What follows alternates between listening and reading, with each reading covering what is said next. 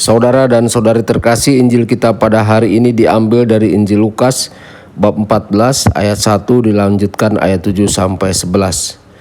Pada suatu hari Sabat, Yesus masuk rumah seorang pemimpin orang-orang Farisi untuk makan di situ. Semua yang hadir mengamat-amati dia dengan seksama. Melihat tamu-tamu berusaha menduduki tempat-tempat terhormat, Yesus selalu mengatakan perumpamaan berikut. Kalau engkau diundang ke pesta perkawinan, janganlah duduk di tempat kehormatan, sebab mungkin ada undangan yang lebih terhormat daripadamu. Jangan-jangan orang yang telah mengundang engkau dan tamu itu berkata kepadamu, berikanlah tempat itu kepada orang ini. Lalu dengan malu engkau harus pindah ke tempat yang paling rendah. Tetapi apabila engkau diundang, duduklah di tempat yang paling rendah. Mungkin tuan rumah akan datang dan berkata, sahabat, silakan duduk di tempat. Dengan demikian engkau mendapat kehormatan di mata semua tamu yang lain. Sebab barang siapa meninggikan diri akan direndahkan, dan barang siapa merendahkan diri akan ditinggikan. Demikianlah sabda Tuhan. Terpujilah Kristus.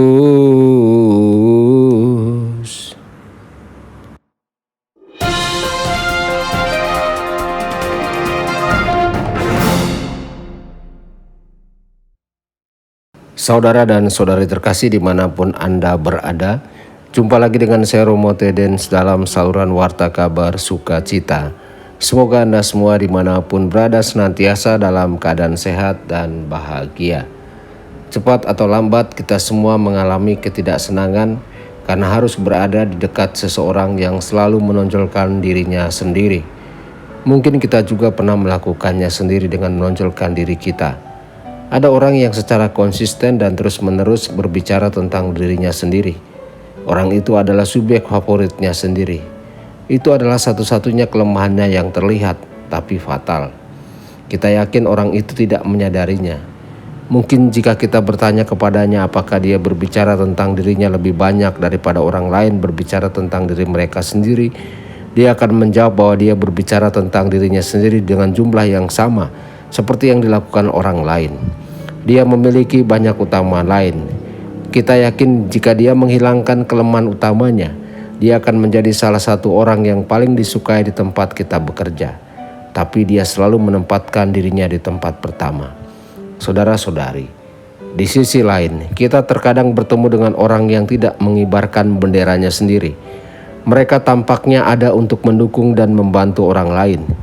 Mungkin kita tidak selalu memperhatikan ketika mereka ada di sekitar kita, tetapi kita memperhatikan efeknya. Semua orang merasa lebih bahagia, stres menjadi berkurang, orang-orang tampaknya mulai kurang cemas. Orang-orang ini melumasi roda. Jika kita membutuhkan bantuan, mereka akan memberikannya kepada kita, bahkan kita tidak perlu memintanya. Dukungan dan persahabatan mereka diberikan. Kita tahu kita dapat mengandalkan mereka. Mereka adalah aset dimanapun mereka bekerja, karena mereka tahu bagaimana membuat orang-orang di sekitar mereka lebih efektif. Semua orang menyukai mereka. Mereka mungkin tidak memiliki kepribadian terbaik atau banyak keterampilan sosial, tetapi tidak ada yang mempersoalkan hal itu, karena kebaikan tampaknya mengalir begitu saja dari diri mereka. Meskipun mereka tampak sederhana dan tidak penting, semua orang yang ada di sekitar mereka sangat menghargai mereka.